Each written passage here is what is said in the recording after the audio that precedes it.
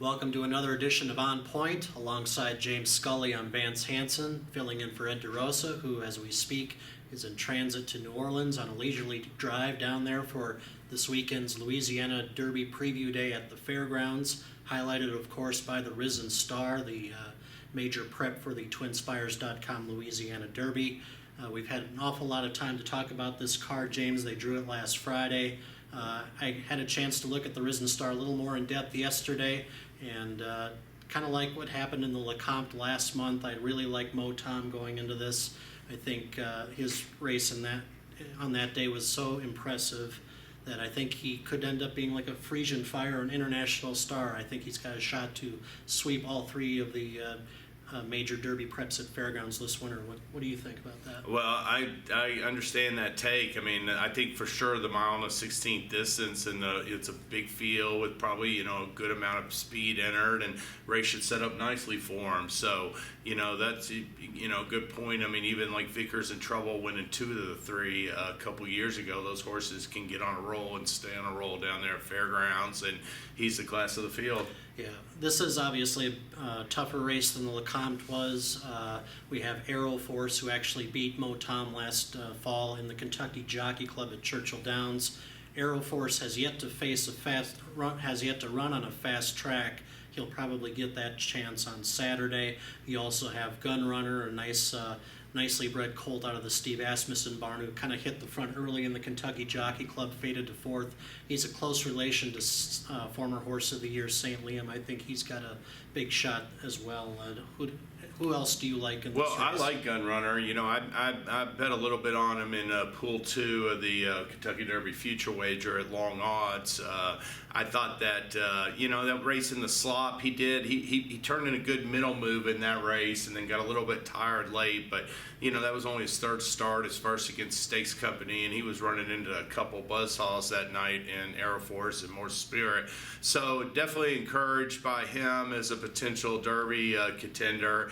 And, Uncle Walter, he didn't look like he had any chance in upper stretch to me of the Lecomte, sort of similar to Destin, and I thought both those colts finished up well for third and fourth respectively, and we saw how Destin came back in his second stakes attempt and won the Sam F. Davis last weekend, and we'll see if Uncle Walter can make a similar forward move in his second stakes attempt in the Risen Star. Yeah.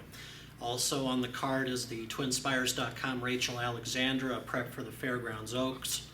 Stage Play, who easily won the Silver Bullet Day last month, will be another heavy favorite here, but she does get a little more extra competition this time.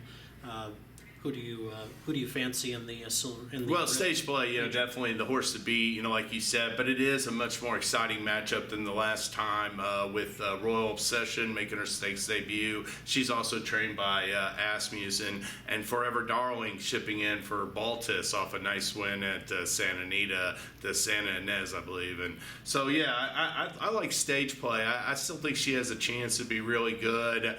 I mean, it's such a deep group of 3-year-old fillies with Songbird and Karina Mia and Rachel's Valentina and even the Polar River. They're talking about potentially bringing her over for an Oaks bid. So, I mean, what a great crop. But definitely, I'd like to see Stage Play run well and, stack up as a 4-run-old foe down the road for somebody like Songbird.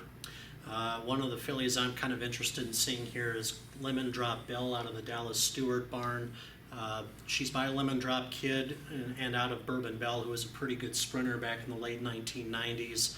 Her owner, breeder Charles Fipke, bred Bourbon Bell a lot in recent years to Perfect Soul. Didn't really produce much, but if you go back in her produce record, she's already reared a Canadian champion 3-year-old named Not Bourbon, who won the Queen's Plate. Maybe having a Lemon Drop kid filly will change things. I think she ran really well in an allowance race last time at Fairgrounds, just narrowly beaten in her first dirt attempt at a route of ground. So kind of as maybe a straight exact, I'm kind of leaning Stage Play and Lemon Drop Bell. And you're right. I took a brief look at her, and Dallas Stewart. He's had some success at the Fairgrounds with these 3-year-old males and females. So she could be a nice one, that's for sure. Also on the undercard, Chocolate Ride, again, looks formidable in the Fairgrounds handicap on the turf. And I didn't really see anything that might pop up and surprise him in that race. The Mineshaft handicap has a 4th rematch between Eagle and International Star. I kind of have a feeling International Star has Eagle's number on the Fairgrounds track. He's undefeated over it. It's not much of a betting race, but I'm still anxious to see how Eagle performs. I think he might be able to do a little better. Yeah, he might be able to, and I think Eagle, has it still has potential to keep improving for Neil Howard. He ran once last year, got hurt, was on the shelf until the end of the year, so he still has a little bit of room for growth. But International Star loves that track, and should be it's a short field, but an exciting matchup between the two. Yeah.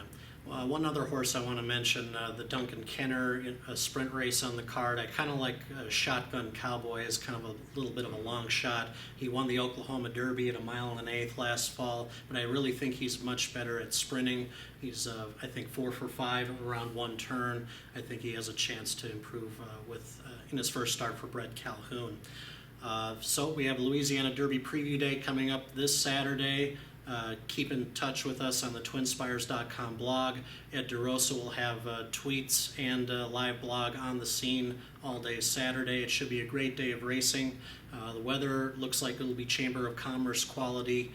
Sunshine, low 70s is what I saw in the forecast. So it should be a great day of racing, and we'll see you next week on Point.